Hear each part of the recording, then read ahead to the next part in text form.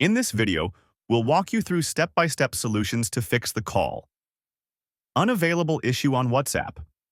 Whether you're using an Android or iPhone, will help you get back to making calls smoothly. So the first thing that we'll do is to open the WhatsApp application on our phone and then tap on the settings at the bottom right corner of the screen. The next step is to scroll all the way to the bottom of the page and select the Help option. After this page opens, you want to select the first option, which is the Help Center option. When we open the Help Center, our job is to scroll all the way down to the bottom of the page until you find the Contact Support option.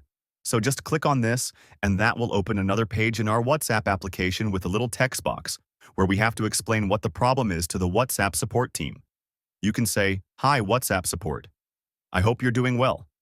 I'm experiencing an issue where WhatsApp calls are unavailable on my device. Could you please assist me in resolving this issue?" So after you write this message, you want to tap on the next option at the top right corner, and then tap on this button at the bottom of the screen where it says, "Send my question to WhatsApp." Support. When you send the message to the support team, they will then review it, and they will respond to you as soon as they can. They will then send you further instructions and hopefully help you fix the problem where the WhatsApp call is unavailable.